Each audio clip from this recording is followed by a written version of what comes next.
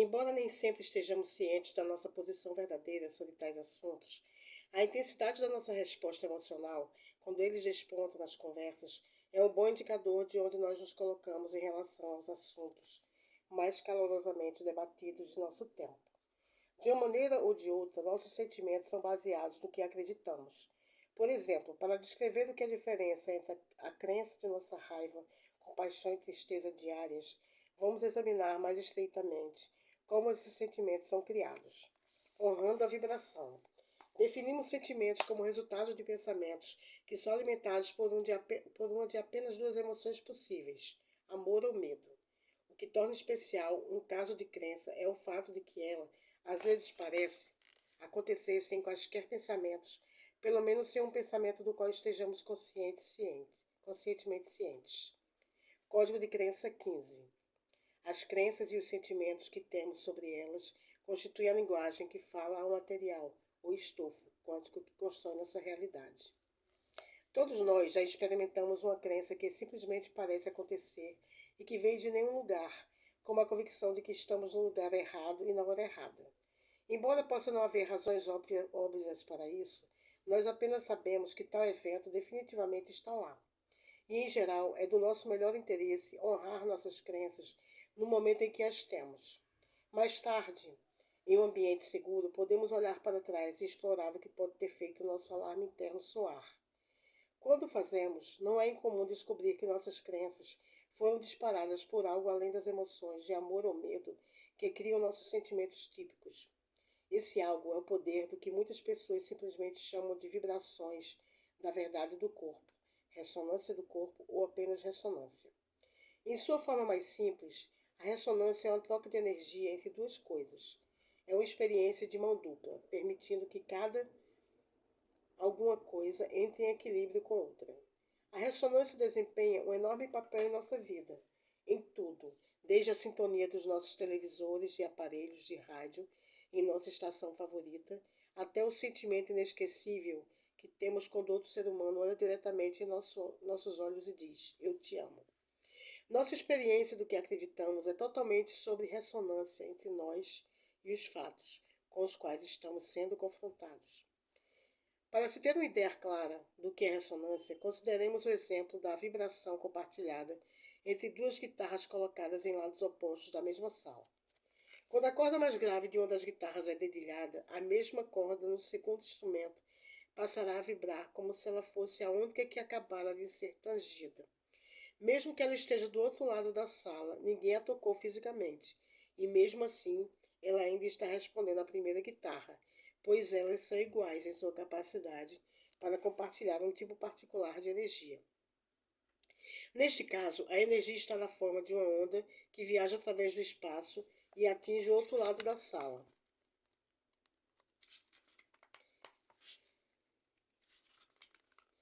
E é dessa maneira que experimentamos a crença em nossa vida.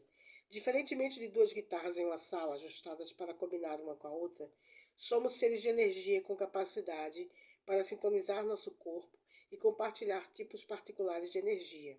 Quando nossos pensamentos direcionam nossa atenção para uma visão que temos à nossa frente, palavras que são faladas ou algo que experimentamos de alguma outra maneira, nosso eu físico responde à energia dessa experiência. Quando ela ressoa conosco, temos uma resposta centralizada no corpo, a qual nos diz que o que vimos ou ouvimos é verdade. Pelo menos o é para nós nesse momento. Isso é o que torna a verdade do corpo tão interessante. Se a informação ou a experiência é factual ou não, não é a respeito disso que esse tipo de verdade tem a ver. A pessoa que experimenta a ressonância acredita que é verdade, e nesse momento é verdade para ele ou para ela. A experiência passada do indivíduo, suas percepções, julgamentos e condicionamento moldam a experiência daquilo que a pessoa sente no momento. Igualmente interessante é o fato de que a mesma pessoa pode enfrentar uma situação semelhante uma semana depois e descobrir que essa situação não ressoa mais com ela. Como não ressoa, a situação não é mais verdadeira. Isso acontece porque os filtros de percepção do indivíduo mudaram e a pessoa simplesmente não acredita mais, como fazia uma semana antes. Em sua experiência da verdade do corpo, as pessoas costumam ter sensações físicas que lhes dizem que elas estão ressoando com o que acabaram de vivenciar. Arrepios, zumbido nos ouvidos e um rubor visível no rosto, na parte superior do tórax e nos braços são expressões comuns da verdade do corpo. A ressonância em ação. A ressonância é uma experiência bidirecional. Além de nos dizer quando algum ou algo é verdadeiro para nós, é também um mecanismo de defesa que nos alerta quando podemos estar em uma situação potencialmente prejudicial. Por exemplo, quando nos encontramos no proverbial beco escuro, podemos realmente sentir como se estivéssemos no lugar errado, na hora errada. Nosso corpo sabe disso e os sintomas resultantes podem variar de uma fraqueza leve e geral no corpo, como se de repente alguma coisa estivesse sugando toda a nossa energia, até o extremo em que a experiência ou a informação é tão chocante para nós que começamos a suar frio, com nosso rosto ficando com uma coloração branca pastosa, como se nosso sangue corresse para longe, preparando-nos para lutar ou fugir. Curiosamente, muitas vezes, temos as mesmas respostas na presença de mentiras, ou pelo menos de informações que nosso corpo sente que não são verdadeiras.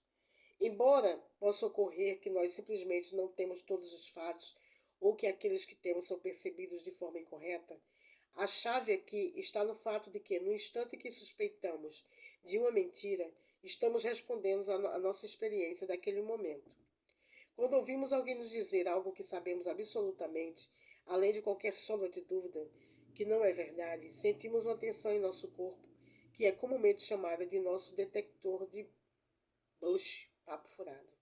Embora nem sempre seja com base em fatos que se pode conhecer no momento, nossa reação visceral ao que outros compartilham conosco pode ser uma ferramenta inestimável em situações que variam de suspeita ou infidelidade em um relacionamento romântico, de leitura de um rótulo em nosso pacote favorito de biscoitos que nos diz que os aditivos e gorduras que vamos comer são inofensivos.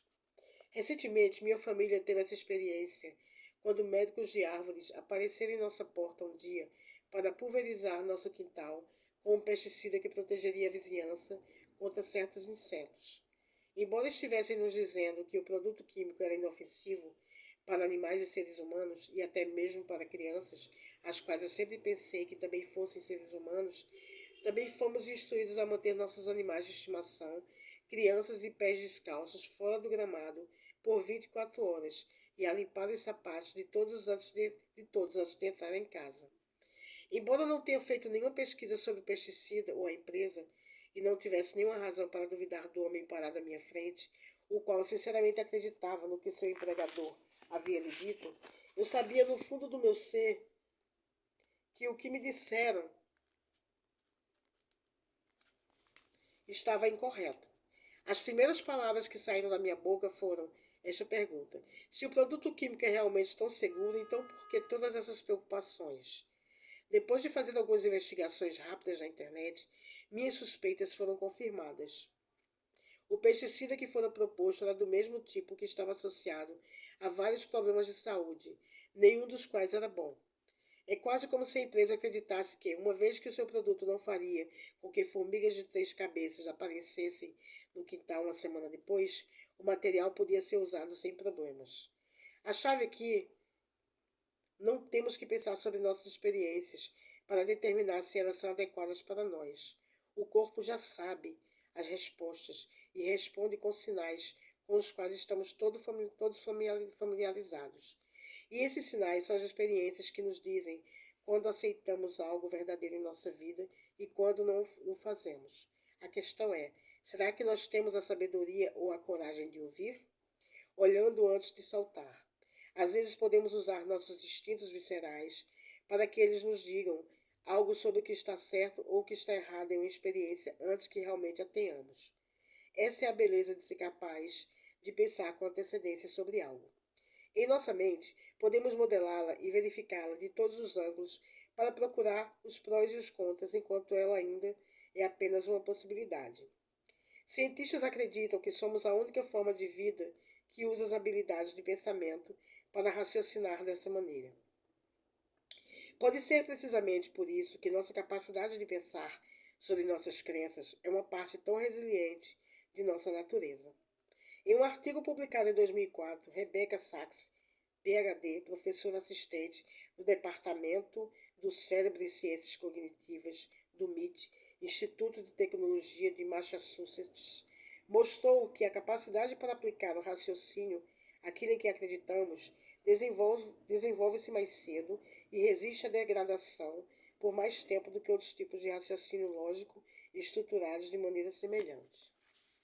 Quando consideramos o pensamento, o sentimento e a emoção como a maneira pela qual simulamos uma situação antes de efetivamente enfrentá-la, abrimos a porta a uma poderosa maneira de usar essas experiências separadas, mais relacionadas. Ao determinar com precisão se amamos ou tememos o que imaginamos, também escolhemos se e quando nossas criações acabarão ganhando vida. Em outras palavras, nossa mente atua como simuladores, e são nossos pensamentos que estão realizando a simulação. Eles nos permitem encenar uma dada situação e todas as possibilidades que ela pode conter, antes que de fato venha a acontecer. Uma grande parte da previsão de nossa situação é que nós conseguimos explorar o resultado e as consequências de nossas ações antes mesmo de agirmos. Quando trabalhava para corporações como engenheiro, eu tinha um amigo que usava os pensamentos dessa maneira quando queria saber aonde um relacionamento romântico pode levar. Não estou dizendo que ele fazia isso de maneira consciente. Durante as vezes em que observei o processo, parecia que a imaginação associada a esse relacionamento vinha acontecendo há tanto tempo que se tornara habitual e inconsciente. Fiquei fascinado pela maneira como ele encenava cenários em sua mente e as dificuldades em que ele se encontraria como resultado.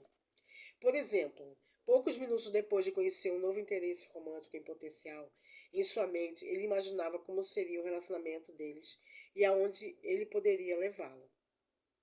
Embora todos possam fazer isso até um certo grau, ele levava suas possibilidades ao extremo. Durante uma pausa para o almoço, em um seminário ou conferência, ou às vezes na fila do caixa do supermercado, ele podia encontrar uma mulher por quem se sentia intensamente atraído. Quando começava a compartilhar tal história, eu o conhecia bem o suficiente para antecipar o que estava por vir. Depois do seu encontro inicial, os próximos momentos seriam mais ou menos assim. Ele trocaria algumas palavras com a nova conhecida e, de súbito, sua mente estaria correndo para o futuro, explorando todas as possibilidades de como seria a vida com essa mulher.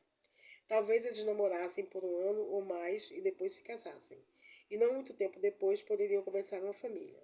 Isto é, a menos que a nova empresa de consultoria que começassem juntos os mantivessem tanto tempo na estrada que não disporiam de mais tempo para formar uma família. Mas então, na idade deles, durante quanto tempo poderiam realmente viajar com essa frequência? Talvez devessem apenas adotar uma criança e fazer viagens com uma babá, e por aí vai. Eu vi as especulações do meu amigo sobre as possibilidades do que poderia vir a ser, até que de repente ele saltasse para fora de seus devaneios, olhasse para mim um pouco envergonhado e percebesse que em sua mente ele havia acabado de descrever uma vida inteira como uma mulher que conhecera há menos de 20 minutos. O ponto essencial dessa história é o fato de que, se cada um dos pensamentos do meu amigo se tornasse a realidade da sua vida, tudo muito rapidamente se tornaria muito estranho. Embora todos nós usemos nossa capacidade para pensar sobre cenários potenciais e resultados lógicos, espero que o façamos de maneira mais consciente e com muito menos intensidade do que meu amigo engenheiro fazia. Pensamentos, desejos, afirmações e preces. A experiência de afirmações é um exemplo perfeito de como o poder do pensamento funciona. Conheci pessoas que os usavam todos os dias de suas vidas, rabiscadas em notas que eram grudadas no espelho do banheiro, cobrindo o painel do carro e emoldurando a tela do computador no trabalho. Eles repetiram as palavras centenas e às vezes milhares de vezes por dia, murmurando afirmações como: meu companheiro perfeito está se manifestando para mim agora, ou estou pleno agora e em todas as manifestações passadas, presentes e futuras. Ocasionalmente, eu perguntaria a eles sobre sua prática e suas afirmações realmente funcionavam. Às vezes sim, porém muitas vezes não. Quando as afirmações dos meus amigos pareciam falhar, eu lhes perguntava por quê. O que eles acreditavam que era o motivo do fracasso. Havia um fio condutor comum que conectava cada explicação. Para cada caso em que as afirmações pareciam não funcionar, a pessoa que as declarava pouco mais fazia do que simplesmente recitar as palavras. Não havia emoção subjacente a elas. Temos de alimentar nossa afirmação com o poder do nosso amor, como se ela já estivesse realizada, para que a nova condição venha se tornar real em nossa vida. E isso, acredito, é a chave para uma afirmação bem-sucedida e é o que diferencia um desejo de um pensamento vazio.